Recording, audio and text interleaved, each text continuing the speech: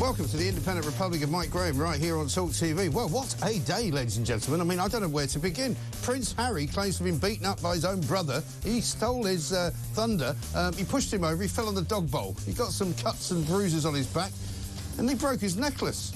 My goodness me, the old homing device will have been broken as well, so Meghan wouldn't have known where he was for a few minutes before they fixed it at Central Command. I mean, what is going on? This is a bloke who supposedly went to Afghanistan, fought in the Afghan war, killed several members of the Taliban from a helicopter gunship. You remember those pictures of him firing weapons out of the old bunker in Kabul, or wherever he was, Helmand province, right? And now, apparently, when his brother comes at him, he doesn't know what to do. A trained killer, signed up to the army, wearing uniforms. He's now claiming as well that the Nazi uniform that he wore to the fancy dress party was only worn by him because it was suggested that he wear it. By who? Yes, his brother William. And her and his wife Kate. I mean, is there no end to this guy's whinging? I mean, talk about an alpha male reverse. This is a guy who's gone from being an alpha male who used to dance around with naked strippers, right, playing pool in the Las Vegas hotel, to shooting people who were known enemies of the state, right, to killing people from a helicopter gunship, to now creeping around, crawling about, saying, well, I didn't tell my wife I'd been beaten up by my brother, but I did tell my therapist. Really? What, you mean the therapist that you couldn't get for Meghan when she was supposedly mentally unwell in the palace, and you said that nobody would help her, but you didn't think to actually ask your own therapist if he could help her or she could help her? Unbelievable what is going on. I'm delighted to say Tom Bower joins us now, investigative journalist, author of Revenge, Meghan, Harry and the War Between the Windsors, the book now out in paperback. It's already been a great success as a hardback. And Tom, your timing probably could not have been better, but it must be difficult keeping up with all the developments, for heaven's sake. Well, it is, but I think to some extent the book did anticipate a lot of this. Yes. Because I really did think that the most important thing for Harry was to get his revenge, as it is for Meghan too. Yes, and that really does seem to be the dish of the day, but it doesn't even seem cold at this point. I mean, the dish is still warm, isn't it? Absolutely. I mean, it's going to go on for ages. This is the way in which they earn their living as well. But, of course, they want the spotlight, and he's got a lot which he wants to unload, as does Meghan. And we just don't know what is true and what isn't true. But that's the trouble. And the latest revelation today, which has been leaked to The Guardian about this fight that he had with his brother, I mean, it's so... I mean, you, like me, spent a lot of time in America. It seems to me to be the words of somebody who's been to the therapist just a few too many times, you know, talking about the jagged edges sticking into his back from the dog's bowl that broke under his weight, and, you know, the necklace being ripped from his neck. I mean, it's all a bit overdramatic, isn't it?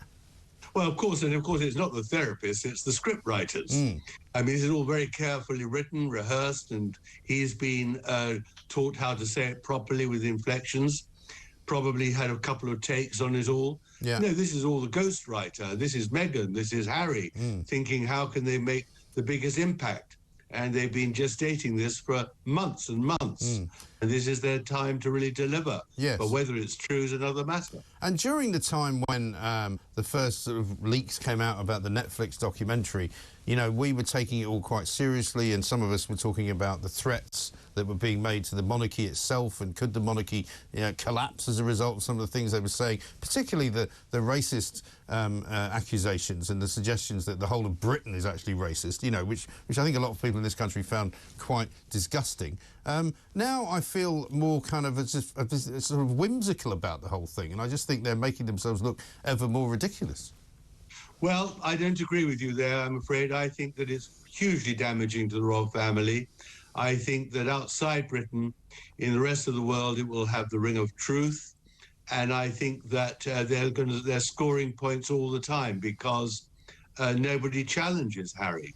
When he's interviewed by ITV or by CBS, no one says to him, come on, this can't be true. Why did you wait 15 years to say it? Who else was the eyewitness to this? Who else did you tell other than Meghan and your therapist? Why didn't you bring up these things long before? And, you know, these are just not proper interviews, as we call them by journalists. This is just promotion and pap and drama contrived by Hollywood scriptwriters, and that's the problem. Yeah. The rest of the world outside Britain sees this as the truth. but it's just Meghan and Harry's truth. It isn't the real truth. No. And so does that mean, do you think, that at some point King Charles or the palace machine will have to respond in some way other than by, in Harry's words, just sort of giving source material or leaking relatively benign remarks to friendly members of the press? I do, and I'm alone in this. I mean, as I say in my book, I think one of the great problems is that Charles hates confrontation, and Charles is trying all the time to pacify Harry. But he can't, because Harry is fired up by Meghan, and the two of them are determined to get their just desserts and to cause mayhem. But of course, I do think in the end, the only way to silence the two in Montecito will be for William to do a very careful statement to camera, deriding their allegations, saying in the end that they're lying, and denying the lot that Harry has now contrived. And that'll be the only way to restore their credibility and authority. I mean, do you see anything similar to what happened, you know, back in the 90s when Princess Diana versus Prince Charles was sort of going on, the battle of the interviews, the Martin Bashir one, then the other one that Charles did as well in Panorama, you know, and it was all very much played out in public. I almost feel as though William might have to do something like that and sit down and do his own interview. Well, that's exactly my point. I think he will have to sit down and do his own interview and very carefully rebut all these outrageous allegations. And perhaps perhaps they did argue. I'm sure they argued. William and Kate were outraged by Meghan's behaviour. I don't blame them getting furious when she was bullying the staff and all the rest of it. But the truth is that Charles is advised by, in my view, second-rate people who don't understand the reality of the challenge to the monarchy. Charles doesn't want to get into a fight with his youngest son, and William, who has played a few bounders, there's no doubt he leaked these allegations of Meghan's bullying and the rest, will have to take the lead. I don't know whether he has got sufficient stamina for it, let alone the right advisors. Yes. But this won't end prettily. There's blood on the carpet, and it's going to get worse. Yeah, and I mean, so far, we hear from that last clip that we've seen today on with Tom Bradby that he hasn't yet given up on the monarchy. He hasn't yet given up on coming back. He hasn't yet given up on making peace with his father and possibly with his brother. But it's a kind of an odd way to go about it, isn't it?